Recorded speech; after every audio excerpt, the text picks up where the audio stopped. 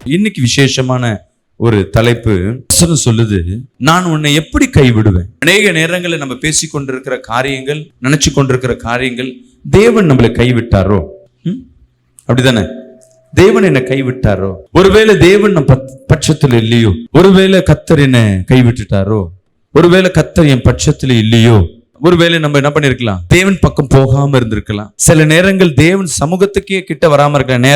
நேரம் வேலைன்னு சொல்லிட்டு சர்ச்சுக்கு போறது, ஜெபிக்கிறது, இதெல்லாம் விட்டு போயிருக்கலாம். ஒருவேளை இதனால கர்த்தர் என்னை கைவிட்டாரோ? இன்னொன்னு, நான் ஜெபிக்கிறேன், எனக்கு விரோதமா சத்துரு அநேக தடைகள் போடுறான், அவன் எழும்பி நிக்கிறான், சத்துரு வல்லமையினால தேவன் என்னை கண்டுக்காம விட்டாரோ? சில நேரம் சத்துரு கையில என்னை ஒப்பு கொடுத்துட்டாரோ? ஐயோ, அவங்கெல்லாம் பெரிய ஆளுங்க, அவங்களுக்கெல்லாம் அதிகாரம் படிச்சு வச்சிருக்காங்க, அவங்களெல்லாம் ஒன்றும் பண்ண முடியாது அப்படின்னு சில நேரங்கள்ல என்ன பண்ணிடுவோம், தேவனை குறைச்சி எடை போட்டிருப்போம். நல்லா கவனிங்க, இது ஒரு பக்கம். இன்னொன்னு, நம்ம செய்த பாவங்கள், தேவனை விட்டு பின்வாங்கி போயிருப்போம், இல்ல தவறான பாதையில நம்ம கடந்து போயிருப்போம், அதனால தேவன் நம்மளை கைவிட்டிருப்பாரோ? வசனம் சொல்லுது, எடுத்து படிங்க. ஓசியா 11ஆம் அதிகாரம் 8ஆம் வசனத்தை வாசிக்க கேட்போமா? எப்பிராயீமே, நான் உன்னை எப்படி கைவிடுவேன்? நான் உன்னை எப்படி கைவிடுவேன்? இஸ்ரவேலே, நான் உன்னை எப்படி ஒப்பு கொடுப்பேன்? நான் எப்படி உன்னை ஒப்பு கொடுப்பேன்? நான் உன்னை எப்படி ஆத்மாவை போல ஆக்குவேன்? உன்னை எப்படி செபையாயுமை போல வைப்பேன்? இருதயம் எனக்குள் குழம்புகிறது, என் பரிதாபங்கள் ஏகமாய் பொங்குகிறது. நிறைய நேரம் நம்மளுக்கு வருகிற உபத்திரங்கள், துன்பங்களை பார்த்துட்டு நம்ம கேட்போம். தேவன் சொல்லுகிறார் அதற்கு பதிலாக, எப்பிராயீமே, நான் உன்னை எப்படி கைவிடுவேன்? நான் எப்படி மத்தவங்களை ஒப்பு கொடுப்பேன்? நான் எப்படி உன்னை விட்டு கொடுப்பேன்? ஒரு தாய் தகப்பனை நீங்க கவனிச்சு பாருங்க. தாய் தகப்பனுக்கு முன்னெல்லாம் பாத்தீங்கன்னா, எங்க அப்பாவுக்கு மொத்தம் 6 பேர், எங்க மாமனாருக்கு மொத்தம் 8 பேர். எங்க மாமனார் கூட பிறந்தவங்க, நேத்து அவருடைய மரணத்துல தான் அவர் கூட பிறந்தவங்க எத்தனை பேர்னு தெரியும். அதுல பிள்ளைக்கு, பெற்றோருக்கு ஒரு எல்லா பிள்ளையும் சமந்தான், நல்லா வச்சுக்கோங்க. அதுல ஒரு பிள்ளை தவறு பண்ணது, ஒரு பிள்ளை பாவம் செய்து, ஒரு பிள்ளை அடங்காம போனாலும் அந்த தகப்பனாருக்கு யார் மேல அதிகமா கவனம் இருக்குன்னா, இந்த பிள்ளை எப்படி இருந்தாலும் படிச்சுக்கும், இந்த பிள்ளை படிச்ச பிள்ளை, இந்த பிள்ளை சரியில்லை, என் பிள்ளை அந்த இந்த பிள்ளையோட வாழ்க்கை எப்படியா இருக்கும், இந்த பிள்ளையின் எதிர்காலங்கள் எப்படியா இருக்கும், அந்த ஒரு பிள்ளை மத்தியில தான் இருக்கும். ஆனா தேவன் தண்டிப்பாரா? பாத்தீங்கன்னா தேவன் தண்டிக்கிறவர் தான். தகப்பனார் தண்டிப்பாரா? ஆமா. 4 பிள்ளை இருக்குன்னா அதுல ஒரு பிள்ளை தவறு செய்துன்னா அந்த பிள்ளைய கண்டிப்பா தண்டிப்பார். ஆனா கைவிடுகிறவர் அல்ல. நான் சொல்றது உங்களுக்கு புரியும் நினைக்கிறேன். தேவன் நம்மளை எல்லாவற்றிலும் கைவிட்டு உங்களை வேடிக்கை பார்க்கிறவர் அல்ல. நீங்க ஒரு விஷயம் அவர்தான் சொல்ற, வருத்தப்பட்டு பாரம் சுமக்கிறவர்களே என்னிடத்துல வாருங்கள், நான் உங்களுக்கு இளைப்பாறுதலை தருகிறேன். பாவத்தை அறிக்கை செய்து விட்டு விடுகிறவனோ தேவனிடத்துல இரக்கத்தை பெறுவான வசனம் சொல்லுகிறது. நீ பாவம் செய்திருப்ப, ஒருவேளை அதனால பிசாசின் ஆதிக்கம், ஒருவேளை தேவன் கொஞ்சம் உங்களை என்ன பண்ணிருக்கலாம், பிசாசத்துல விட்டு கொடுத்துட்டு வெயிட் பண்ணலாம். எப்படி யோபு கிட்ட, யோபு எப்படி தேவன் விட்டு கொடுத்தாரோ அதே போல. ஆனா உன்னை விட்டு கொடுத்தது உன்னை அழிப்பதற்கல்ல, உன்னை புடமிடுவதற்கு, உன் வாழ்க்கையை அடுத்த கட்டத்துக்கு நேராக தேவன் கொண்டு போவதற்கு இப்படி ஒரு காரியங்களை உன் வாழ்க்கையில அனுமதிப்பார். ஒருவேளை உங்க வாழ்க்கையில இன்னைக்கு கஷ்ட மத்தியில வந்திருக்கலாம், கடன் மத்தியில வந்திருக்கலாம், துன்ப மத்தியில, குழப்பத்தின் மத்தியில வந்திருக்கலாம். ஏன் எனக்கு இந்த பிரச்சனை? இந்த மதிய வேலையில தேவ செய்தியை உட்கார்ந்து கேட்க வரீங்கன்னா உங்க வேலை வெட்டி இல்லைன்னு அர்த்தமா? நிறைய பேர் வெளியே இருந்து பாக்குறவங்க, வேலை வெட்டி இல்லப்பா, இந்த டைம்ல வேலைக்கு போகாம இங்க வந்து உட்கார்ந்து இருக்காங்க, வேலைக்கு லீவ் போட்டு இருக்கிற வேலையெல்லாம் விட்டுட்டு இந்த டைம்ல சாப்பிடாம கொள்ளாம இந்த வசனத்தை கேட்கிறீங்கன்னா நீங்க தேவனால் தேர்ந்தெடுக்கப்பட்ட ஜனம். கர்த்தர் உங்களை பார்த்து கேட்கிறார், நான் எப்படி உன்னை கைவிடுவேன்? இன்னைக்கு அநேக நேரங்கள்ல நம்மளுக்கு குழப்பம் என்னன்னா, கர்த்தர் என்ன கை விட்டுட்டாரோ, கர்த்தர் என் பட்சத்துல இல்லையோ, நான் எவ்வளவோ ஜெபம் பண்றேன், எவ்வளவோ உபவாசம் போடுறேன், நான் கர்த்தர் இடத்துல கண்ணீர் மத்தியில மன்றாடிட்டேன், ஆனா எனக்கு வழி கிடைக்கலையே. தேவன் சில நேரங்களை ஒரு திட்டங்களை வைத்திருப்பார். வசனம் சொல்லுது, திரும்பி படிங்க, ஓசியா 11:8 படிங்கல. எப்பிராயீமே, நான் உன்னை எப்படி கைவிடுவேன்? நான் எப்படி உன்னை கைவிடுவேன்? சில நேரங்கள்ல தேவன் உன்னை விட்டு கைவிடல, உன்னை விட்டு ஒதுங்கி இருப்பார். நம்ம அடிக்கடி சொல்லுவேன், ஒவ்வொரு மனுஷன் பக்கத்திலையும் வலது பக்கத்துல தேவ ஆவியான வல்லமை இருக்கும். அது தூதன் ரூபல்ல ஒரு தூதனை கர்த்தர் உனக்காய் வேலை அடக்கி வச்சிருப்பார். அந்த தூதனுக்கும் தேவனுக்கும் ஒரு கனெக்டிவிட்டி இருக்கும். தேவன் கொடுக்கிற அந்த கட்டளை படியாகவே உன்னை பாதுகாத்து கொண்டு உங்களுக்கு தேவையை சந்தித்து கொண்டிருப்பான். எப்படி வலது பக்கத்துல ஒருத்தர் இருக்கிறானோ, இடது பக்கத்துல சத்ரு அந்த லூசிபர் என்ன பண்ணுவான்னா, ஒரு சாத்தானே, ஒரு அசுத்த தூதனை உன் இடது பக்கத்துல வச்சுட்டு அந்த சாத்தானுக்கு இங்க கனெக்டிவிட்டியில இருக்கும். நீ எப்பப்பெல்லாம் தேவனிடத்துல போறியோ அப்பப்பெல்லாம் இந்த சத்துருவின் வல்லமைகள் ஜாஸ்தி ஆகுமா? எப்ப எப்படி நீ இந்த பக்கம் சாயும் பொழுதுலாம் இதுல வல்லமை ஜாஸ்தி ஆகும். உன்னை கெடுக்கும்படியாக, உங்களை அழிக்கும்படியாக, உன் பரிசுத்தத்தை கெடுக்கும்படியாக, உங்க ஆசீர்வாதத்தை கெடுக்கும்படியாக, உங்க சந்தோஷத்தை கெடுக்கும்படியாக இப்படியே அவன் குழி நோண்டி கொண்டே இருப்பான். நம்ம எப்பப்பெல்லாம் நம்மள எப்படி பண்ணுவோம், ஆசை, இச்சை, மோகம், பணம், ஆசை, இப்படி ஏதாவது ஒண்ணு காட்டி பிசாசு பக்கமா நம்ம இப்படியே ஓடிக்கொண்டிருக்க. இங்க இருக்கிறாரு, இங்க தேவன் இருக்கிறார், இந்த பக்கம் சாத்தான் இருக்கு. நீ இந்த பக்கம் திரும்பி இப்படி டிராவல் பண்ண போறனா கர்த்தர் என்ன பண்றாருன்னா, நீ முன்னாடி போ, நான் உனக்கு பக்கபலன் இருக்கிறாரு. நம்ம என்ன பண்றது, முன்னாடி போகாம திரும்பி இவன் பக்கம் சாயும் பொழுது தேவன் துக்கப்படுகிறவரா இருப்பார். மனவேதனைப்பட்டு அவர்கிட்ட இருக்கிற அந்த தூதன் இருப்பான் பாத்தீங்களா, தூதன் இருப்பான், ஆனா செயலிழக்கப்பட்ட தூதனா இருப்பான். கர்த்தரிடத்துல இருந்து அங்க வார்த்தை வராததுனால, அவனுக்கு வல்லமை இல்லாதனால அவன் செயலிழந்து போய் அமைதி காத்து கொண்டே இருப்பான். நல்லா கவனிங்கள, கம்யூனிகேஷன் இருந்தா தானே, ஒரு அதிகாரி கிட்ட இருந்து எனக்கு வார்த்தை வந்தா தானே அவன் செய்வாங்க. விசுவாசிக்கிறாமே சொல்லுவேன். இங்க இந்த தூதனுக்கு உத்தரவு வராதபடி தேவன் அமைதி காக்கிறதுனால இவனுக்கு நீ என்ன தவறு செய்த என்ன பண்ணாலும் இவரால் ஒன்றும் பண்ண முடியல. ஆனா மனம் அங்கலாய்த்து கொண்டே இருக்கும், ஐயோ என் பிள்ளை தவறாய் போகுது. ஏன்னா நியமிச்சாச்சு, கூட வச்சாச்சு, கூட ஒரு பாடிகார்டு வச்சாச்சு. ஒண்ணு இல்லை, நம்ம வீட்டுக்கு எனக்கு வேலை செய்வதற்கு யாரோ ஒருத்தர் பணிவிடைக்கு சம்பளத்துக்கு வந்தாலும் சரி, நான் கஷ்டப்பட்டேன்னா அவங்க தாங்க முடியாது. எனக்கு ஒரு பிரச்சனை அவங்களால தாங்க முடியாது. ஏன்னா என் நலனுக்காக அவங்க விரும்புகிறவர்கள். இங்க இந்த தூதன் மனம் நொந்து கொண்டே இருப்பான், ஏசப்பா விட்ட மொன்றாடி கொண்டே இருப்பான். ஆனா அவர் இறங்க மாட்டார். ஏன்னா நம்ம பார்வை எங்க இருக்கு, இந்த பக்கம் இருக்கு. பிசாசன் பக்கம் இருக்கிறதுனால ஒருவேளை நீ கொஞ்சம் திருமணம்னா இங்க இந்த பரத்துல இருந்து உனக்கு ஒரு உதவி வரும். ஏன் சில நேரங்கள்ல இந்த எபிராம் பிரச்சனை மாற்றான்? ஏன் தேவனால் புறக்கணிக்கப்பட்டவனா காணப்படுறான்? சில நேரம் கைவிடப்பட்டவன் போல காணப்பட்டான். கைவிடப்பட்ட போல் காணப்பட்டான்னா அவன் வாழ்க்கையில சில தவறுகளை பண்ணி கொண்டிருந்தான். ஓசியா 4ஆம் அதிகாரம் 17ஆம் வசனத்தை வாசிப்போமா. விக்கிரகங்களோடு இணைந்திருக்கிறான், அவனை போகவிடு. எங்க இருக்கிறான் தேவன்? யாத்ராகம் 20ஆம் அதிகாரம் 4-5 பாத்தீங்கன்னா, மேலே வானத்திலும் கீழே பூமியிலும் கீழே தண்ணீரிலும் உண்டாயிருக்கிற ஒப்பாயிருக்கிற எந்த ஒரு சொரூபத்தையும் எந்த ஒரு விக்கிரகத்தை ஆகிலும் நீ உனக்கு உண்டாக்க வேண்டாம். அல்லேலூயா. நீ அவைகளை நமஸ்கரிக்கவும் சேவிக்கவும் வேண்டாம். தேவனாகிய கர்த்தராய் இருக்கிற நான் எரிச்சல் உள்ள தேவனாய் இருந்து என்னை பகைக்கிறவர்களை குறித்து பிதாக்களுடைய அக்கிரமத்தை பிள்ளைகளிடத்தில் 3ஆம் 4ஆம் தலைமுறை மட்டும் விசாரிக்கிறவராய் இருக்கிறேன். நீங்க செய்யற விக்கிரக ஆராதனை 3ஆம் 4ஆம் தலைமுறை வரையும் தேவன் அதற்கு தண்டனை கொடுப்பாராம். யாதொரு வானத்துக்கு கீழே தண்ணீர்ல ஓவியத்தையும் சிற்பங்களையும், ஓவியம் படத்துல வரைஞ்சது பிரிண்ட் பண்ணது சிலைய வணங்க கூடாதுன்னு நம்ம என்ன பண்றோம்? நான் சபைக்கு வந்துட்டேன், நான் வணங்க மாட்டேன், மாதாவை மட்டும் அடிக்கடி வணங்கிப்பேன். ஏசப்பா சிலை தான் இருக்கு, ஏசப்பாவை தான் நான் வணங்கிக்கிறேன். செயின் ஒண்ணு போட்டிருப்பீங்க, அதுல ஒரு கிராஸ் வச்சுட்டு அதை தான் வணங்குறேன்னு வசனம் தெளிவா சொல்லுது. இது எனக்கு அருவருப்பானது. 10 கட்டளையில இது 2வது கட்டளை. ஆனா இதை செய்வோம். சில பேர் இதெல்லாம் தான் கடந்து வந்துருவாங்க. இந்த மாதிரி வீட்டுல ஒரு மரண காரியம் வந்துட்டா போதும், ஐயோ என் பிள்ளை போயிட்டாரு, என் வீட்டுக்காரர் போயிட்டாரு, போட்டோ செஞ்சு வீட்டுல வச்சுக்கிட்டு அதுக்கு டெய்லியும் அது பூஜை பண்ணிட்டு வணங்கி கொண்டு அந்த உருவத்திற்கு அந்த ஆத்மா என்ன பண்ணிடுச்சு? தேவனிடத்துல போயிடுச்சு, சரீரம் மண்ணுக்கு போயிடுச்சு. அவர் உருவத்தை எடுத்து வழங்கிட்டு இருக்குன்னா சாத்தான் அதுல உட்காந்துருவான். தேவன் எதற்கு சில நேரங்கள் உன் வாழ்க்கையில இருக்கிற ஆசீர்வாதங்கள் கெட்டு போகிறது, மாந்திரிக சூனியம் செய்வன உங்க வாழ்க்கையில பலிக்குதுன்னா ஏதோ ஒரு சூழ்நிலையில விக்கிரக ஆராதனை நீங்க பண்ணி இருப்பீங்க. நான் ஏதோ பூஜை தான் பண்ணாங்க, நான் ஒன்னும் பண்ணலையே, நான் விளக்கு தான் ஏத்தன ஒன்னும் பண்ணலையே, நான் மெழுகுவத்தி தான் ஏத்தன ஒன்னும் பண்ணலையே, அது ஆராதனைக்கு உட்பட்டது. இந்த மாதிரி நீங்க தவறு பண்ணி இருந்தீங்கன்னா கர்த்தரிடத்துல இன்னைக்கே ஒப்புரவாயிட்டு மன்னிப்பு கேட்டு என்ன பண்ணுங்க, வெளியே வந்துருங்க. இல்லைன்னா அந்த பாவம் உங்களுக்கு கடந்து கொண்டே இருக்கு. இதுக்கு மாற்று கருத்தே இல்லை. உலகத்துல இருக்கும் 1000 கருத்து சொல்லுவான், இது எங்க அப்பா, எங்க அண்ணன், எங்க சித்தப்பா, பெரியவர், எங்க மூதாதையர். ஆனா தேவன் என்ன சொல்லுகிறார்? இது எனக்கு அருவருப்பானது, இது பாவம் என்று அவர் ஆணித்தரமாய் அழுத்தமாய் அது பாவம் என்று கர்த்தர் சொல்லுகிறார். ஆமீன். அன்பு பிரியமான ஜனமே, இன்னைக்கு கர்த்தர் உங்களோடு பேசி கொண்டிருக்கிறார். தெய்வ வல்லமை உங்க மத்தியில இறங்கி கொண்டிருக்கு. தேவனால் கூடாத காரியம் இவ்வுலகில் ஒன்றுமே இல்லை. இப்ப தேவன் எப்படி இருக்கிறாரு? அவர் ஜீவனுள்ள தேவனா இருக்கிறார்.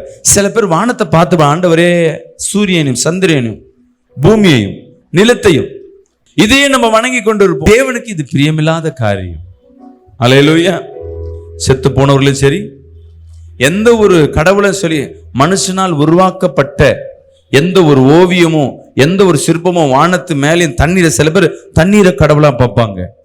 இதெல்லாம் கர்த்தர் சொல்றாரு, அதுக்கு ஒப்பா என்னை வைக்காத, நான் இவைகளுக்கெல்லாம் மேலானவர். நான் ஏசப்பா போட்டோ தான் வீட்டுல வச்சிருக்கிறேன். அதனாலதான் இந்த ஆலயத்துல பாத்தீங்கன்னா ஒரு போட்டோகள்ல ஜீசஸ் காலில் பாவம் அவங்க அவர் டிஜிஎஸ் தினகரன் ஐயாவுக்கு நினைவாக அவர் போட்டோ வச்சிருக்காங்க.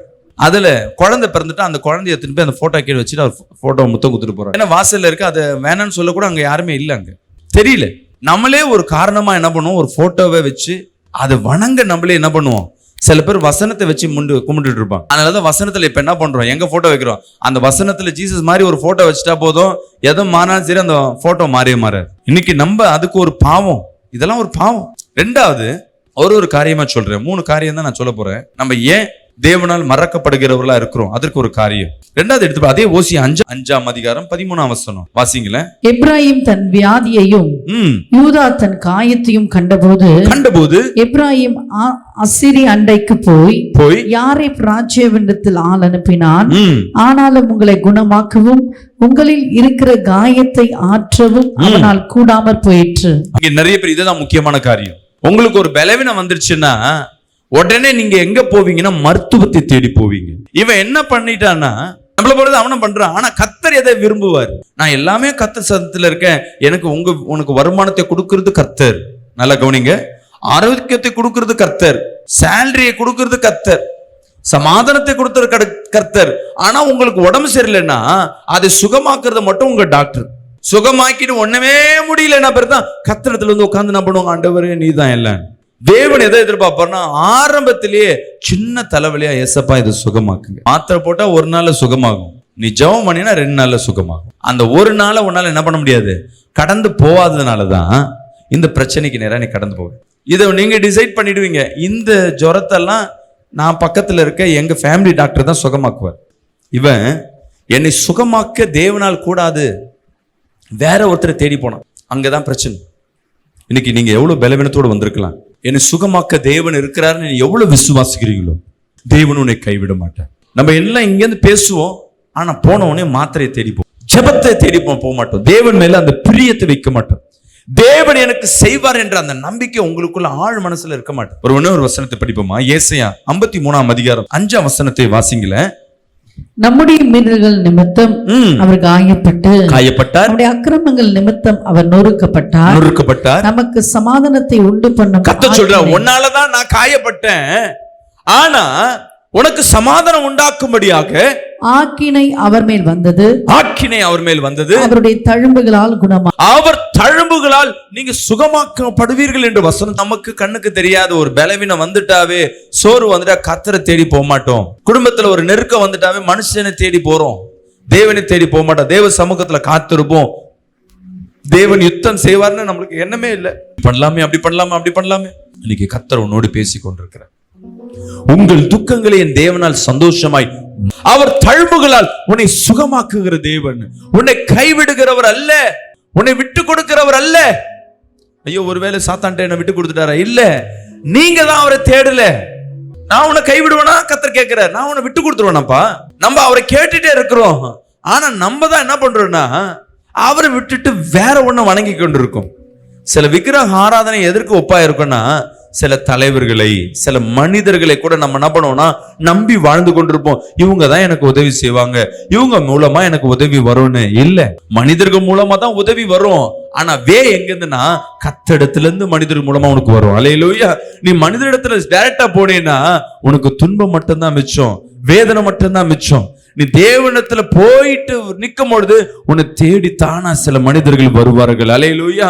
அவர்கள் மனிதர்கள் இல்ல, தேவனால் பயன்படுத்துகிற ஒரு தேவ தூதனாய் காணப்படுவார். அவர் சொல்லுகிறார், உங்க அக்கிரம நிமித்தமா நான் காயப்பட்டேன், நெருக்கப்பட்ட, ஒடுக்கப்பட்டேன், ஆனா என் தழும்புகளால் நீ பண்ண அதே தவறுனால என் காயத்தினாலே உன்னை குணப்படுத்துற. எவ்வளவு பெருமை பாருங்க. உன் கண்ணீரினால தேவ சமூகத்துல அமர்ந்து நீ எவ்வளவாய் கண்ணீர் விடுகிறாயோ அவ்வளவாய் உன் வாழ்க்கையில் ஒரு பலனை கர்த்தர் கொடுக்கிறவரா. நீ மனிதரிடத்துல அழுவதை விட்டுடு, மனிதரிடத்துல கெஞ்சறதை விட்டுடுங்க. அந்த கெஞ்சறதை தேவனிடத்துல ஜெபமாய் மாத்துங்க, தேவனிடத்துல கண்ணீரை விடுங்க. தேவன் சமூகத்துல சிந்துகிற ஒவ்வொரு கண்ணீருக்கும் தேவன் பதில் கொடுக்க வல்லவரா இருக்கு. என் புள்ள மாற்றம் நீ கேட்க உன் புள்ள மாற மாட்டான். இவங்களை மிரட்டலாம், இவங்களை திட்டலாம், இவங்களை அதிகாரத்துல மாத்திரம் ஒண்ணும் பண்ண முடியாது. நீங்க ஜெபிக்க தேவ சமூகத்துல அமர்ந்து நீ கண்ணீர் விட விட விட விட விட தேவன் உனக்காய் யுத்தம் பண்ணுகிறவரா. அவர் தழும்புகள் உன்னை சுகமாக்கும். அவர் தழும்புகள் என்னை சுகமாக்கும். 2 நாளாகும் 16:12 சொல்லுகிறது. ஆசா அரசாண்ட 39ஆம் வருஷத்திலே தன் கால்களில் வியாதி கண்டு அவன் நோவு மிகவும் உக்கிரமாய் இருந்தது. அவன் தன் வியாதியிலும் கர்த்தரை அல்ல அதிகாரிகளையே தேடினான். ஆசான் தான் அரசாண்ட 41ஆம் வருஷத்தில் மரித்து தன் பிதாக்களோட நித்திரை அடைந்தான். ஆசான்றவன் என்ன பண்ணிட்டான்னா கர்த்தரை சேவித்தான். ஆனா அவனுக்கு பலவீனம் வந்த பிறகு மருத்துவரையே சார்ந்திருந்தான். அதனால அவன் சாவர வரையும் அந்த 40 ஆண்டுகள் அவன் வியாதி அவனை விட்டு போகல. சில நேரம் பிபி சுகர் ஒருத்தருக்கு வந்துட்டு அது மாறுமாமா? மருத்துவம் சொல்லுதா? பிபி சுகர் மாத்திரை போடுறவங்க என்னைக்காவது நான் மாத்திரை விட்டுட்டேன்னு சொல்லிங்களா? மாத்திரை நீ விட்டுட்டேன்னு சொன்னீங்கன்னாவே அடுத்தது உனக்கு ஸ்ட்ரோக்கு தான். ஆனா சாட்சி உண்டு. என் குடும்பத்துல எங்க அம்மா உண்டு. எங்க அம்மாக்கு பிபி 7 மாத்திரை போடுவாங்க. நல்லா கவனிங்க. சபைக்கு ரட்சிக்கப்பட்ட பிறகு அந்த பிபி மாத்திரையே தான் வாழ்றாங்க. கர்த்தர் ஒரு நாள் வசனத்தை கேட்கும்பொழுது நான் விசுவாசிக்கிறேன், நான் இனி இந்த மாத்திரை போட மாட்டேன். உடனே ஊழியக்காரர்ல இருந்து உறவுகள் இருந்து சொல்றாங்க, பிபி மாத்திரை கம்மியாவது போடாம விட்டுறாத, ஒரு நாள் என்ன பண்ண உடனே தூக்கிடும். அவங்க மாத்திரையை விடும் பொழுது எனக்கு தெரியும் அவங்களுக்கு வயசு 48 வயசு இருக்கும். இப்போ அவங்களுக்கு வயசு 68 கிட்ட கடந்து போய் கொண்டிருக்கு. பிபி மாத்திரை எல்லாமே வாழ்ந்து கொண்டிருக்கிறாங்க, நல்லா இருக்கிறாங்க. 2 நாளா டூருக்கு எங்க கன்னியாகுமரிக்கு போயிருக்கிறாங்க. நம்மளால பக்கத்துல போக முடியாது. ஏன்னா யாரை சார்ந்து வாழ்றோம்? பாஸ்டர் சொல்லிட்டார். என்கிட்ட ஒரு ஜெப குறிப்பு ஒண்ணு. ஒரு பொண்ணு கால் பண்ணி எனக்கு ஜெபம் பண்ணது.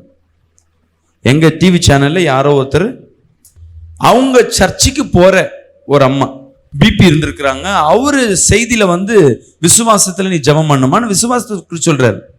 இந்த அம்மா என்ன பண்ணிட்டாங்க, கர்த்தரிடத்துல சரியான ஜெபம் இல்ல, பரிசுத்தம் இல்ல, ஏதோ ஒண்ணு இருந்திருக்கு. அவன் வசனத்தை கேட்டு உடனே என்ன பண்றாங்க, வசனம் பாஸ்டர் சொல்றாரா ஏசப்பா சொன்னதா? ஏசப்பா சொன்னதை இவர் வசனமா சொல்றாரு, பிரீச் பண்ற. இப்ப நீ அவர்கிட்ட கேட்டதை நான் சொல்றேன். உடனே அவங்க என்ன பண்றாங்க, மருந்தெல்லாம் விட்டுட்டு 6 மாசம் மருந்தே போடுறது இல்லை. கர்த்தர் பார்த்தவர் 10 சடனா பிபி ஷூட்டப் ஆகி கோமா ஸ்டேஜ் வரையும் போயிட்டாங்க. இப்ப அந்த பாஸ்டர் யாருன்னு தேடி இருக்கிறாங்க. இதுல எங்க டிவி சேனல் இருக்கு, எனக்கு போன் பண்ணி அந்த பொண்ணு என்ன மிரட்டுது. எங்க அம்மாக்கு மட்டும் எதாவது ஆயிடுச்சுன்னா நீங்களாம் நீ யாருமா நீ பேசுற என்ன கேட்டாதான் அது கதையை சொல்லுது. அம்மா அந்த பாஸ்டர் வேற. சரி பாஸ்டர், சரிங்க ஐயா, அவர் வேறையா இருக்கட்டும், அவர் சொன்னது தப்பா ரைட்டா? நான் சொன்னேன், நீ என்கிட்ட கருத்து கேட்கறதுனால சொல்ற. விசுவாசிச்சா தேவன் பெரிய பெரிய அதிசயங்களை செய்வார். ஆனா அவர் சொல்றார் வசனம், கடுகளவு விசுவாசம், உண்மையான விசுவாசம். அந்த விசுவாசம் எப்படி இருக்கணும்னா தேவனோடு கனெக்டிவ். பாருங்க, நிறைய பேர் உண்மையாவே விசுவாசத்துல இருப்பாங்க, ஆனா கர்த்தருக்கும் அவங்களுக்கு தூரத்துல இருப்பாங்க. ஜெபம் பண்ண மாட்டாங்க, ஆலயத்துக்கு போக மாட்டாங்க, பரிசுத்த வாழ்க்கை இருக்க, ஆனா விசுவாசத்துல இருப்பாங்க. விசுவாசம் எல்லாத்துலயும் விசுவாசம் இல்ல, அவங்களுக்கு தேவையானதுல மட்டும் நல்லா ஸ்ட்ராங்கா, கண்டிப்பா நான் இந்த வீட்டை கட்டுவேன், கண்டிப்பா எனக்கு குழந்தை பிறக்கும், கண்டிப்பா என் கூட கணவன் மாறுவான், இப்படின்னு இந்த விசுவாசத்துல ஸ்ட்ராங்கா இருப்பாங்க. கண்டிப்பா என் பிள்ளை ரட்சிக்கு வருவான், இந்த விசுவாசத்துல ஸ்ட்ராங்கா இருப்பாங்க. ஆனா விசுவாசம் எல்லா விஷயத்திலயும் இருக்காது. விசுவாசம்னா என்ன, இவர் தான் ரட்சகர்ன்ற அந்த விசுவாசத்துல ஸ்ட்ராங்கா இருக்க மாட்டாங்க. அவர் கொடுத்த அந்த கட்டளைகளுக்கு ஸ்ட்ராங்கா இருக்க மாட்டாங்க. ஆலயத்துக்கு சரியா போக மாட்டாங்க, சரியா ஜெபிக்க மாட்டாங்க, வசனத்துல ஸ்ட்ராங்கா இருக்க மாட்டாங்க. விசுவாசம் என்பது எல்லாத்திலையும் இயேசுவை உண்மையாவே எங்க அப்பாவை எனக்கு ரொம்ப பிடிக்கும் அப்படின்னு நான் சொல்றேன்னா என்ன அர்த்தம்? எங்க அப்பாவுக்கு என்ன ரொம்ப பிடிக்கணும், அதான் காரணம். எங்க அப்பாவுக்கு என்ன பிடிக்கவே பிடிக்காதுன்னா ஏன் பிடிக்காது? எங்க அப்பாட்ட கேட்டா அவன் நான் சொல்றதை கேட்க மாட்டான், சரியா ஸ்கூலுக்கு போக மாட்டான், சரியா படிக்க மாட்டான், அவன் பாவ வாழ்க்கையில இருக்கிறான், நான் சொல்றதே கேட்க மாட்டான், எனக்கு இந்த பிள்ளையே பிடிக்காதுன்னு அப்பா சொல்றாரு. ஆனா நான் சொல்றேன் எனக்கு எங்க அப்பாவை ரொம்ப பிடிக்கும்னு. நான் சொல்றது கரெக்டா, எங்க அப்பா சொல்றது கரெக்டா? எங்க அப்பாவுக்கு பிடிக்கிற மாதிரி நான் நடந்துக்கினாதான் எங்க அப்பா மேல நான் உண்மையா அன்பு வச்சிருக்கேன்னு அர்த்தம். அல்லேலூயா. எப்ப எனக்கு எங்க அப்பாவுக்கு என்ன பிடிக்கும்னா, எங்க அப்பா சொல்றதெல்லாம் என் ஆசை, என்னுடைய எனக்கு பிடிச்ச பிரியமானது எல்லாத்தையும் விட்டுட்டு எங்க அப்பா அம்மா சொல்றதுபடி நான் கீழ்ப்படுகிறேன்னா எங்க அப்பா அம்மாவுக்கு ரொம்ப பிடிக்கும். என்னை அவங்களுக்கு ரொம்ப பிடிக்கும். ஏன்னா அவங்க சொல் பேச்சு நான் கேட்கிறேன். அப்ப உண்மையாவே அவங்க எங்க அப்பா அம்மா நான் விசுவாசிக்கிறேன். அதேதான் இயேசு இடத்துல நீ விசுவாசிக்கிறேன்னா, இந்த விசுவாசம் ஏதோ ஒரு இடத்துல மட்டும் நீ வச்சுட்டு மீதி இருக்கிற இடத்துல நீ கோட்டை விட்டீங்கன்னா அந்த விசுவாசம் இல்லை. இவ்வளோத்தையும் அந்த அம்மாட்ட நான் கொடுக்குறேன். கரெக்டமா உங்க அம்மா சர்ச்சுக்கு போறாங்களா? அவங்க மாசத்துல அவங்க எப்படி போவாங்க? நாங்களாம் கூட்டிட்டு போனா தானே, வாரத்துக்கு ஒரு நாள் தான், மாசத்துக்கு ஒரு நாள் தான். பைபிள் படிக்கிறாங்களா? இல்லை. ஜெபம் பண்றாங்களா? இல்லை. கோபம் பண்றாங்களா? நல்லா பண்ணுவாங்க. அசிமா பேசுவாங்க? நல்லா பேசுவாங்க. அப்ப நீ என்ன விசுவாசம்? உனக்கு தேவைக்கு மட்டும் நீ விசுவாசத்துல வச்சுக்கிட்டு மற்றதுல எல்லாம் நீ கோட்டை விடுறன்னா அது விசுவாசம் இல்லை. மருத்துவத்துல சில பேர் என்ன பண்ணுவான், வசனத்தை கேட்டேன் நான் இனில இருந்து மறந்து எடுக்கல. விசுவாசம் என்பது நீ எல்லாவற்றிலும் விசுவாசம் வைக்கணும். தேவனுக்கு பிரியமாய் நடக்கிறது. ஏசப்பாவை எனக்கு பிடிக்கணும் இல்ல, எப்படி பிடிக்கும்னா அவருடைய கட்டளையும் கற்பனையும் நான் கை கொள்றேன், அவர் சொன்ன வாக்கை நான் மீறாம இருக்கிறது தான் அவர் மேல உண்மையா அன்பு வச்சிருக்கிறதுக்கு அர்த்தம். ஜெபிங்க நல்லா. நீங்க விசுவாசத்துல மருந்து வேணாம். எனக்கு நான் மனுஷனை நம்ப மாட்டேன், இந்த விக்கிரகங்களை நம்ப மாட்டேன், ஏசப்பா தான் எனக்கு எல்லாம்னா அவர் சத்தியத்துல நிலைச்சிருக்கணும். வீட்டுல சண்டை போடும் பொழுது தேவன் சொல்லுகிறார் இன்னொரு கண்ணை காட்டுன்னு. நம்ப அப்படி இல்ல. புதிய ஏற்பாடு வேணாம், பழைய ஏற்பாடு. யுத்தத்துக்கு யுத்தம், அவனை அடி. புதிய ஏற்பாட்டுல சொல்றாரு ஒரு கண்ணத்தை காட்டுப்பா, ஒரு இன்னொரு கண்ணை அடி காட்டு. நம்ம காட்டுவோமா? உனக்கு தேவைன்னா பழைய ஏற்பாடு, தேவைன்னா புதிய ஏற்பாடு, தேவைன்னா ரெண்டுமே வேணாம், நானே ஒரு ஏற்பாடு எடுத்துக்கிறேன். கோவப்படுற நேரத்துல கர்த்தர் பார்த்து கொண்டே இருப்பாரு. நீ விசுவாசி தானே? ஸ்தோத்திர ஆண்டவரே, நான் தெரியாம பண்ணிட்டேன். ஒரு முறை தெரியாம பண்ணுவேன், அடிக்கடி பண்ணிட்டே இருந்தீங்க.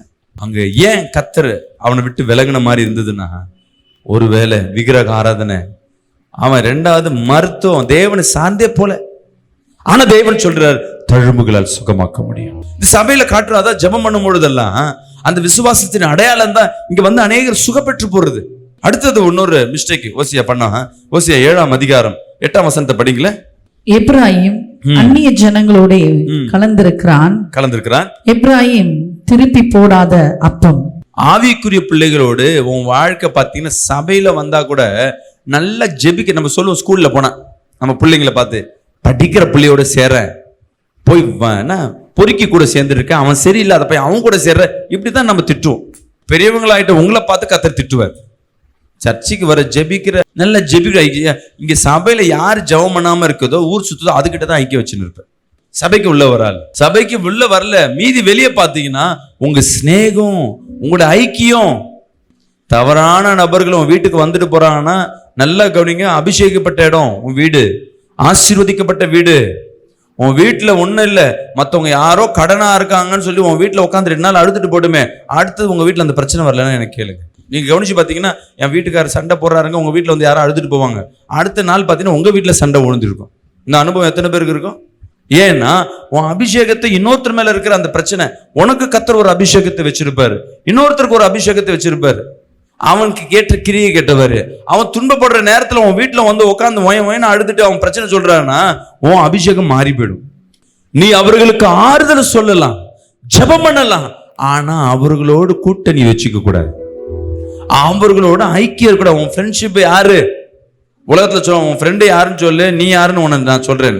நம்ம யாருக்கிட்ட பழகிற ஒன்றும் இல்லாம ஒரு வாலிப பிள்ளை, ஒரு பையன், நான் சபை ஆரம்பிச்சு ஒரு 3 வருஷம். இப்போ ஒரு வாலிப பிள்ளைங்கிட்ட நான் ஃப்ரீயா பேசுறேன். அதுல ஒரு பையன் மட்டும் உம்முனே இருக்கான். நான் அவன்கிட்ட கூப்பிட்டு தனியா கூப்பிட்டு, நான் உன் அண்ணன் மாதிரி தான்டா, ஏன்டா எப்போதும் உம்முனே இருக்க, எஸ்ஸப்ப தாண்டா எல்லாம், உன் பிரச்சனை என்ன சொல்லு சொல்லு சொல்லு சொல்லுன்னு டக்குன்னு வாயை திறந்து ஒரு விஷயத்த சொன்னான். அது எனக்கு அதிர்ச்சியா போயிடுச்சு. பாஸ்டர், நான் கருப்பா இருக்கேன் பாஸ்டர், என்னை ஒரு பொண்ணு கூட லவ் பண்ண மாட்டேது பாஸ்டர், எனக்காக ஜெபம் பண்ணுங்க பாஸ்டர். நான் எதுக்கு ஜெபம் பண்ணு? இப்ப அந்த பையன்கிட்ட ஓப்பனா பேசுறேன்னா ஓப்பனா பேசிட்டான். இப்ப நான் ஊழியக்காரனா இல்ல நான் உன் ஃப்ரெண்ட், உன் அண்ணன் மாதிரி நினைச்சிடா, ஃப்ரெண்டு மாதிரி நினைச்சுக்கோ, என்கிட்ட பேசு, உனக்கு நான் ஜெபத்துல தாங்குறேன்னு. அவன் பிரச்சனை என்னன்னா, எனக்கு மொத்தம் 3 ஃப்ரெண்டு பாஸ்டர். இப்ப நான் 12th படிக்கிறேன். இந்த 3 ஃப்ரெண்டுல ஒருத்தனுக்கு 2 லவர், 5வது வரையும் ஒரு பொண்ணு இருந்தது, இப்ப மாத்திட்டு வேற ஒரு பொண்ணு இருக்கா. இப்ப என்கிட்ட வெறுப்பேத்துற மாதிரி 2 பொண்ணுகிட்ட சாயந்தரம் ஒருத்தட்ட பேசுறான், ஈவினிங் ஒருத்தர் பேசுறான், இன்னொருத்தன அவன் 4 வருஷமா ஒரே பொண்ணு இருக்கான். சரிடா, உனக்கு என்னன்னா, என் கிளாஸ்ல என்ன ஒரு பொண்ணு கூட என்ன மதிக்க மாட்டேன், நான் கருப்பா இருக்க, நானும் எவ்வளவு ஃபேர் அண்ட் லவ்லி போட்டேன், என்னென்ன முயற்சி பண்ணிட்டேன், ஆனால் என்னென்ன பண்ண முடியல. இதுல இருந்து மீண்டு வர நான் யோசிக்கிறேன், ஆண்டவரே நான் எனக்கு ஞானத்தை கொடுங்க. இவங்க கிட்ட பேசுறது நான் அவன்கிட்ட சொல்றேன், கரெக்டா ஒரு ஞானத்தை கொடுத்தாரு. நான் சொன்னேன், இப்ப நான் சின்ன வயசுல லவ் பண்ணியிருப்பேன்னா பண்ணிருக்க மாட்டேன். யோசிச்சுட்டே இருந்தேன், எல்லார் வாழ்க்கையிலயும் எல்லா இடம் வந்திருக்கோண்டா. ஆனா கர்த்தர் உனக்குன்னு ஒரு துணையை வச்சிருப்பார். அதை நீ இப்ப பார்க்க மாட்டேன். இப்பயே நீ பார்த்துட்டேன்னா அந்த துணை உனக்கு வந்து தொல்லையா தான் இருக்கும். துணையா இருக்காது, உனக்கு தொல்லையா இருக்கும். கர்த்தர் வந்து அவங்களுக்கெல்லாம் கொடுத்த, நீ சொன்ன 8வது வரையும் ஒரு பொண்ணை லவ் பண்ணான், அதுக்கப்புறம் மாத்திரானா அது உண்மையான லவ்வா? இப்ப மாறி மாறி ஒருத்தன் என்ன பண்றான், 2 பேரை லவ் பண்றான். இது உண்மையான நம்பா? இது உனக்கு தேவையா? உண்மையான ஒரு லவ், ஒரு உறவுனா உன்னை தேற்றுதா? உனக்கு எல்லாவற்றிலும் உனக்கு சப்போர்ட், உன் வாழ்நாள் முழுவதும் முதிர் வயது வரையும் உன் கூடவே இருக்கிற ஒரு பார்ட்னரை கர்த்தர் தேடிட்டே இருக்கிறார். அதுக்கு தான் இது. அப்போ எப்போ அடுத்த மாசம் முடியுமா பாஸ்டர், நான் பாஸ்டிங் போட்டா முடியுமா? நான் சொல்றேன், நீ எவ்வளவு காத்திருக்கிறியோ, நீ தேடுனா அது என்ன இருக்காது, அது ஆசீர்வாதமா இருக்காது. தேவனே உனக்கு ஒண்ணு கொடுப்பார். அது எப்படி கொடுப்பாருன்னா உன் பெற்றோர் மூலமா கொடுப்பாரு. அப்படிதான் வசனம் சொல்லுது. அப்படி வர்றதுதான் உனக்கு ஆசீர்வாதம். அப்போ அரேஞ்ச் மேரேஜ் தான் என் வாழ்க்கையா பாஸ்டர்? இன்னும் நான் சொல்றது அவனுக்கு என்ன பண்ணல, ஏத்துக்கல. நான் சொல்லி ஜெபம் பண்ணி அவன் மைண்டை மாத்துறதுக்கே 3 மாசம் ஆயிடுச்சு. இப்ப ஒரு ஐடி கம்பெனில ஒர்க் பண்றான். இன்னும் கல்யாணம் ஆகல அந்த பையனுக்கு, யாரையும் லவ்வும் பண்ணல. பாருங்க, கர்த்தர் பாருங்க, நம்ம தேவன் நமக்குன்னு ஒரு காட்டத்தை வச்சிருப்பார். இந்த பையன் கெட்டு போனதுக்கு, மனசு நொந்து போனதுக்கு காரணம் என்ன? இன்னொரு ஃப்ரெண்டு இப்படி இருக்கான். அந்த பையன்ட்ட காலேஜ் போன கேட்கிறேன், பாஸ்டர் ஸ்கூல் ஆகுது பரவாயில்ல, காலேஜில் பொண்ணுங்க 1க்கு 4 வச்சுருக்குது, என் பசங்க தான் ஒன்றும் இல்லாமல் இருக்கான். என் கொடுக்குற பொண்ணு சொல்லுது, பஸ்ஸில் வர்றதுக்கு பிக்கப் பண்ணுறதுக்கு ஒருத்தன், வீட்டாண்ட ஒருத்தன், காலேஜில் ஒருத்தன், 3 பேரும் அந்த பொண்ணு பிக்கப் பண்ண இருக்கு. நான் கேட்டேன், உன் காலேஜில் எத்தனை பேரா இருக்காங்க உன் கிளாஸில்? என் கிளாஸில் வந்து 22 பேர் பொண்ணுங்க இருக்காங்க. ஓ சூப்பர். உன் இதுவரையும் படிச்சல உன் பெண் ஃப்ரெண்டு மட்டும் எத்தனை பேர் இருப்பாங்க அப்படின்னு கேட்டு, ஒரு 10 பேர் இருப்பாங்க அப்படின்னு. சரி, பர்ஃபெக்ட் ஒழுக்கமான ஒரு ஆளை சொல்லு பார்க்கலாம் அப்படின்னு. அவன் ஒரு பொண்ணையும் சொல்லலை. சரிடா, உன் ஃப்ரெண்டுங்களில் ஒழுக்கமான ஒருத்தனை சொல்கிறான் அப்படின்னு, ஆம்பளை பசங்க. சரி, உனக்கு வர பொண்ணு தரங்கிட்டு போயிருக்கணுமா, ஒழுக்கமாக இருக்க வரணுமா? ஒழுக்கமாக இருக்கணும். ஏய், நீ பார்த்ததும் சரி, இத்தனை நாள் உன் கூட இருக்கவும் சரி, ஒன்று கூட ஒழுக்கம் இல்லாது, உனக்கு வரது மட்டும் ஃபாரின்லேருந்து ஒதுங்கி வருமாடா அப்படின்னு. அப்பயும் யோசிக்கிறான். அதை கர்த்தர் செய்வார். அல்லேலூயா. குணசாலின ஸ்திரீயை கண்டுபிடிக்கிறவன் யார்? நீ கர்த்தரிடத்துல ஜெபம் பண்ணும் பொழுது உனக்கென்றே ஒரு துணையை கர்த்தர் கொடுப்பார். இந்த வார்த்தையை சொன்னதுக்கு அப்புறமேட்டு தான் அவன் வாழ்க்கையில ஒரு பிடிப்பு வந்தது. இது எனக்கு எத்தனை வருஷம் ஆயிடுச்சு, அவன் +2ல இருக்கும்போது பேசுனது, காலேஜுக்கு போய் ஒரு 1.5 வருஷம் எனக்கு கடந்து போனதுக்கு அப்புறமேட்டு தான் அவன் இருதயத்தை தேற்ற என்னால முடிஞ்சது. நான் அப்பதான் சொன்னேன், உன் ஃப்ரெண்ட்ஷிப்பை மாத்து, ஒழுக்கமா இருக்கிற ஃப்ரெண்ட்ஷிப்பை தேடு. இப்ப நீ சொல்றீல்ல, யாரும் ஒழுக்கம் இல்லை, ஆம்பளையும் சரி பொண்ணு இல்லை சரி, அப்படி பட்டவங்கிட்ட உன் பழக்கம் இருக்கிறதுனால உன் லைஃப்ல நீ என்ன கத்துப்ப பாரு. அவங்க தவறு பண்ணதுனால உனக்கு டிஸ்டர்ப் ஆகுது. லவ் பண்ணாம எவராது இருப்பான், அவங்க கூட ஃப்ரெண்ட்ஷிப் வச்சுக்கோ. படிக்கிற ஆள் இருப்பான், அவங்க கூட ஃப்ரெண்ட்ஷிப் வச்சுக்கோ. நல்ல பிசினஸ் பண்ண மைண்ட்ல இருக்க, அவன்கிட்ட ஃப்ரெண்ட்ஷிப் வச்சுக்கோ. இங்க வசனம் சொல்லுது. எப்ராஹிம் என்ன பண்றானா, ஆவிக்குரிய பிள்ளைங்கிட்டையும் நல்லவங்க கூட ஐக்கியமே இல்லை. இதனாலதான் அநேக நேரம் அநேக இடத்துல கைவிடப்படுகிறவனா இருக்கிறான். அதே ஓசியா 7:9 பாருங்க. அந்நியர் தேவனுடைய பலத்தை என்கிறார்கள், அவனோ அதை அறியான், நரை மயிரும் அவனில் தெளித்திருக்கிறது. போதுமா? அந்நியர் என்ன பண்றாங்கன்னா தேவ பலத்தை புடுங்குறாங்க, அதுவும் தெரியாம அவங்ககிட்ட பழகுறான். ஓசியா 7:11 படிங்க. அதுலயே எப்ராஹிம் பேதையான புறாவை போல் இருக்கிறான். அவன் எப்படி இருக்கான்னா, நம்மனா அப்படிதான் இருக்கிறோம். புறா என்பது எப்படி இருக்கும், புறா கண்ணை பார்த்தீங்கன்னா அப்பாவி கண்ணை போல இருக்க, கண்ணீர் விட்ட மாதிரி இருக்கும். நம்மளும் அப்படிதான். உன் ஃப்ரெண்டை நம்பி இருப்ப, உன் சகோதரனை நம்பி இருப்ப, உன் குடும்பத்தை நம்பி இருப்ப, அவனோட ஸ்நேகம் வச்சிருப்ப. உன் குடும்பம் கெடுறதுக்கே யாருன்னா உன்னுடைய பழக்க வழக்கங்கள் தான். அவனுக்கு புத்தி இல்லை, அவனுக்கு புத்தி இல்லை. எகிப்தியனை கூப்பிடுகிறார்கள். 1:1 படிமா. துன்மார்க்கருடைய ஆலோசனையில் நடவாமலும், பாவிகளுடைய வழியில் நில்லாமலும், பரியாசக்கார உட்காரும் இடத்தில் உட்காராமலும். அதனாலதான் வாலிப பிள்ளைகளை பார்த்து சொல்றோம், நல்ல பிள்ளையோட போய் பேசு, நல்ல பிள்ளையோட உட்காரு. பெற்றோர்களுக்கு வேலை இல்லாம இருக்கும், ஆனா உன் ஸ்நேகம் எப்படி இருக்கோ அது உன் வாழ்க்கையை மாத்திடும். வசனம் சொல்லுது, துன்மார்க்கர்களையும் பாவியிடத்திலும் பரியாசம். பரியாசம் என்ன அர்த்தம்? மத்தவங்களை பத்தி கிண்டல் பண்ணிட்டே இருப்பாங்க, இல்ல குறை சொல்லிட்டே இருப்பான். அவன் பக்கத்துல அவ பக்கத்துல போய் சேராத. உன் ஃப்ரெண்டை லிஸ்ட் எடுத்து பாருங்க, இந்த 3 பேரும் உன் ஃப்ரெண்டா தான் இருப்பாங்க, உன் சொந்தக்காரர் தான் இருப்பாங்க. இப்ப இருக்க கரண்ட்ல நீங்க ஏன் இப்ப கஷ்டப்பட்டு கொண்டிருக்கீங்க, ஏன் வேதனை இருக்கீங்களா, இந்த 3 நபரும் உங்க வீட்டுல உங்க வாழ்க்கையில இடைப்பட்டு கொண்டே இருப்பாங்க. முதல்ல அவர்களை என்ன பண்ணுங்க, கட் பண்ணி பரத்துல இருக்கிற தேவனை சந்திக்க முயற்சி பண்ணுங்க. துன்மார்க்கன்னா என்ன அர்த்தம்? துன்மார்க்கம் துணிகரமா செய்வாங்க. 4 பேர் நீங்க வச்சிருப்பீங்க, ஏதாவது பிரச்சனை இவன்லாம் அவள் தான் அடிச்சிடுவான், 4 பேர் வாய ஆடுவா அப்படின்னு. துன்மார்க்கன்னு தெரியும், அவன் ரவுடின்னு தெரியும், பொறுக்கின்னு தெரியும், அவனை நீ சிநேகமா வச்சிருப்பீங்க. பாவிகள்னா என்ன அர்த்தம்? பாவம் பண்ணிட்டே இருப்பான், குடிப்பான், பெண்கள் விஷயத்துல, பண விஷயத்துல, எல்லா விதத்துல ஏதோ ஒரு பாவம் செய்து கொண்டே இருப்பான். பரியாசக்காரர்கள், மற்றவங்களை குற்றம் படுத்திக்கிட்டு, கிண்டல் பண்ணிக்கிட்டு, கேவலமா பேசிக்கிட்டு, இப்படி பண்றாள். இந்த 3 பேர் தான் நம்ம நண்பர்களா இருப்பாங்க. ஆமாவா இல்லையாமா? நீ ஏன் கஷ்டப்படுற? இதுதான் காரணம். இவர்களை நீ ஒதுக்குனாவே போதும், உன் வாழ்க்கை பரலோகத்துக்கு நேர கடந்து போகும். 2 கொரிந்தியர் 6ஆம் அதிகாரம் 14 இருந்து 16 வரையும் படிப்போமா? அந்நிய நுகத்திலே அவிசுவாசிகளுடன் பிணைக்கப்படாதிருப்பீர்களாக. அவிசுவாசிகளோடு பிணைக்க, இங்க பாருங்க, மத்த கர்த்தர் ஏற்றுக்கொள்ளாத ஒரு இடத்துல என்ன பண்ண வேணா, நீங்க பிணைக்கப்படாதிருப்பாயாக. நீதிக்கும் அநீதிக்கும் சம்பந்தம் ஏது? நீதிக்கும் அநீதிக்கும் சம்பந்தம் ஏது? ஒளிக்கும் இருளுக்கும் ஐக்கியமே. கர்த்தர் உன்னை வச்சிருக்கிறார், நீதியாய் ஒளியாய் வைத்திருக்கிறார், வெளிச்சமா வைத்திருக்கிறார். உனக்கும் இருளுக்கும் சம்பந்தம் இல்ல, அநீதிக்கும் உனக்கும் சம்பந்தம் இல்ல. ஏன்னா நீ விசேஷமாய் பிரித்தெடுக்கப்பட்ட விசேஷ பாத்திரம். கர்த்தர் சொல்லுகிறார் இந்த 3 காரியங்களை எடுத்து படிங்க. ஓசியா 11:9 கடைசியா ஒரு வசனத்தை படிச்சு முடிச்சிடறேன். என் உக்கிர கோபத்தின்படியே செய்ய மாட்டேன், என் உக்கிர கோபத்தின்படி நான் உங்க இடத்துல செய்ய மாட்டேன். எப்ராயிமை அழிக்கும்படி திரும்ப மாட்டேன். நான் கர்த்தர் சொல்றாரு, எனக்கு இதெல்லாம் நீ பண்றதெல்லாம் பார்த்தா உன் மேல கோபம் இருக்கு, ஆனாலும் நான் உன்னை அழிக்க மாட்டேன். ஏனென்றால் நான் மனுஷன் அல்ல, தேவனாய் இருக்கிறேன். நான் தேவனாய் இருக்கிறேன். நான் உன் நடுவில் உள்ள பரிசுத்தர். ஆகையால் பட்டணத்துக்கு விரோதமாக வரேன். கர்த்தர் உன்னை அழிக்கிறவர் இல்ல, கைவிடுகிறவர் இல்ல. இந்த 3 காரியங்களை நீங்க மாத்துங்க. முதலாவது காரியம் விக்கிரக ஆராதனை. நீ விக்கிரகமா உன் வேலையோ இல்ல உன் குடும்பத்துல இருக்க யாரையும் நீ பெருசா நம்புறேன்னா அவங்கள விட்டுடு. 2வது சொல்லுங்களேன், அது சொன்னா என்ன பாஸ்டர்? 3வது அந்நியர். 2வது ஒரு வார்த்தையை சொன்னேன், நோட் பண்ணல. அப்போ தேவனை மட்டும் சார்ந்து இருக்கணும். விசுவாசத்துல மருத்துவரையோ மனிதரையோ உனக்கு ஏதாவது ஒரு ஹெல்ப் பண்ணா இவங்க எனக்கு உதவி செய்வாங்கன்னு யாரையும் சாம தேவனை சார்ந்து, தேவனை மட்டுமே நீ சார்ந்து இருக்கும் பொழுது கர்த்தர் உன்னை கைவிடுவதில்லை. என்ன நம்பி ஒருத்தர் என்ன பண்ணிட்டாங்க, பாஸ்டர் நீங்க தான் ஹெல்ப் பண்ணணும்னு வந்துட்டாங்க, நான் உதவி செய்வேனா செய்ய மாட்டேன்னா? வந்தவங்க 4 பேர்கிட்ட உதவி கேட்டு 5வது என்கிட்ட வந்திருக்காங்கன்னா நான் நினைப்பேன், அவங்க கிட்ட தானே இருக்காங்க, அவங்க கிட்டையும் கேட்கறாங்களே, யாரோ ஒருத்தர் செய்வாங்க. என்னுடைய பிரசன்ஸ், எங்களுடைய உதவி அவங்களுக்கு எப்படி இருக்கும்? கம்மியா தான் இருக்கும். என்னையே சார்ந்திருந்தாங்கன்னா என் முழு எண்ணங்கள் முழுவதும் அவங்களை தேற்றுவதை ஆற்றுவதை தான் காணப்படும். இன்னைக்கு வந்திருக்கிற அன்பு ஜனமே, உன் மேல பழி வாங்க, உன்னை அழிக்க அவர் மனிதர் அல்ல, உன் நடுவில் உலாவுகிற ஆவியானவர், உன்னை விடுதலையாக்க வந்தவர். இந்த 3 காரியங்களை விட்டுடுங்க.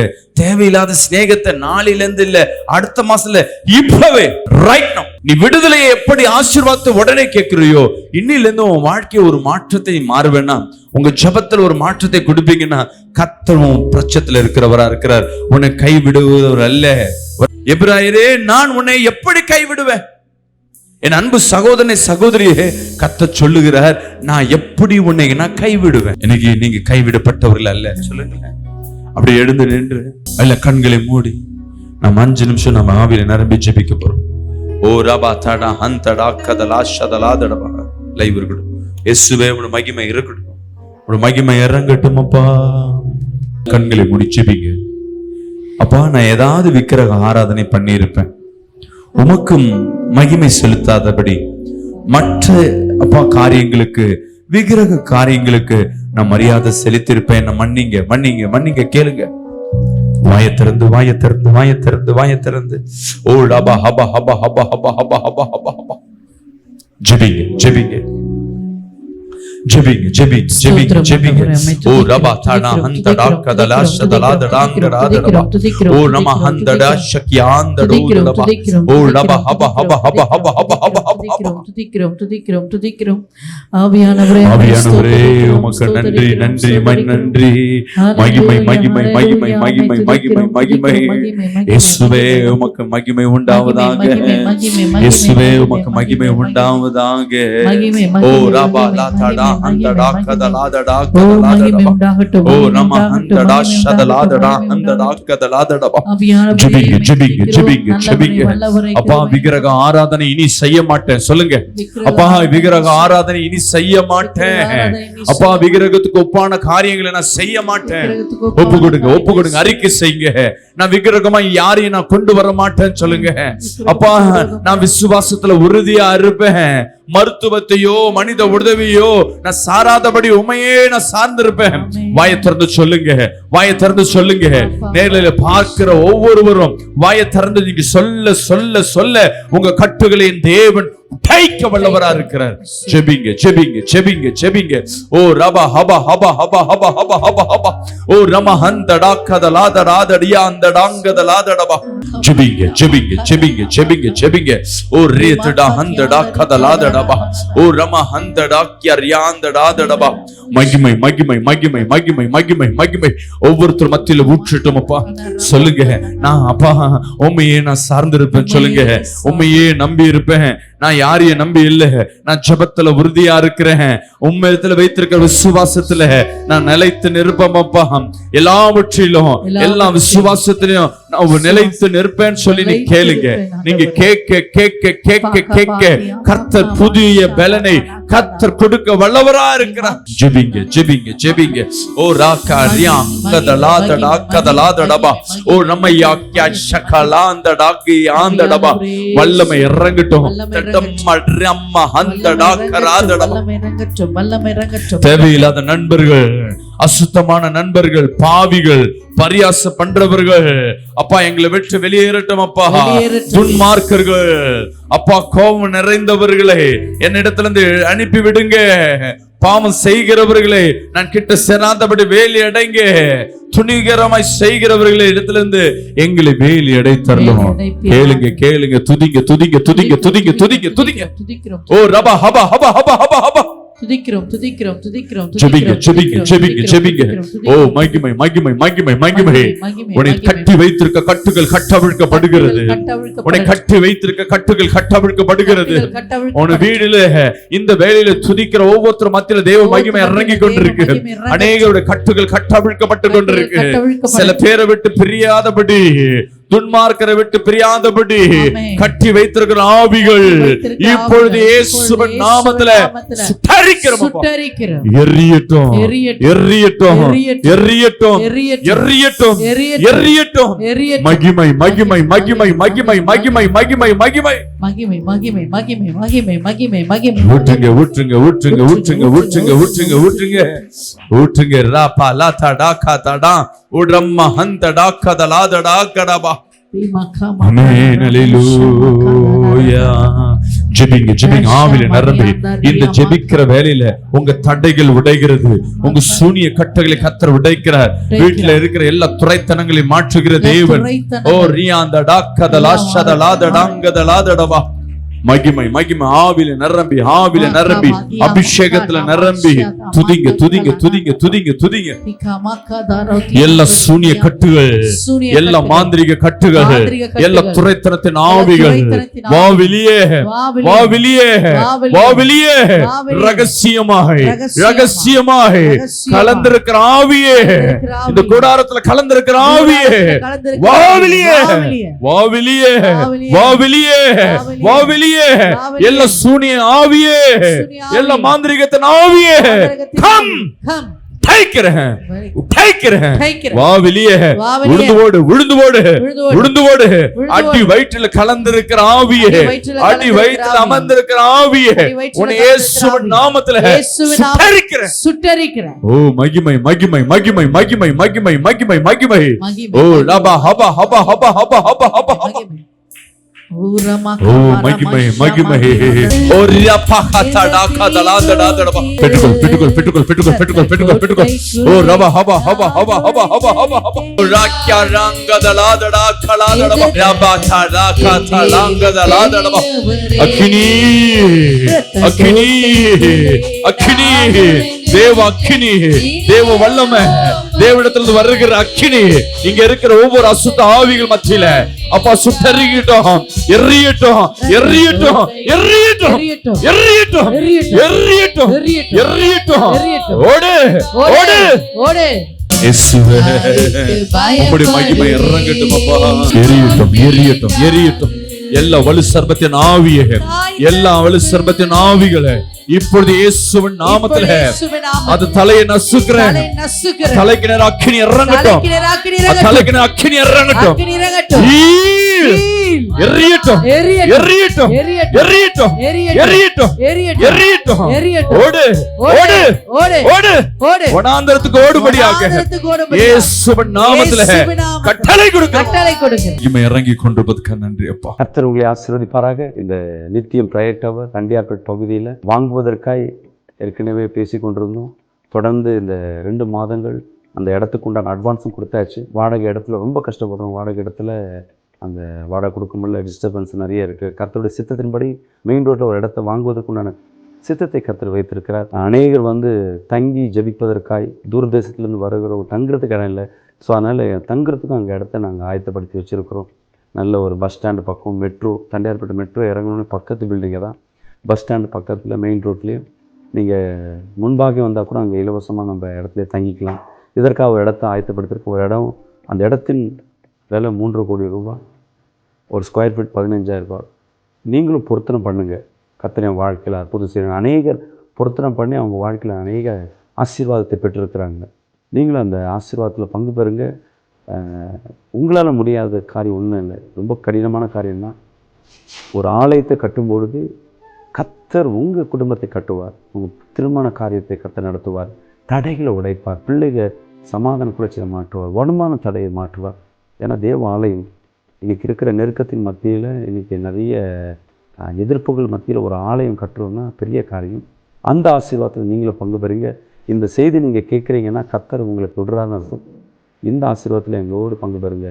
God bless you. கர்த்தர் உங்களை ஆசீர்வதிப்பார்.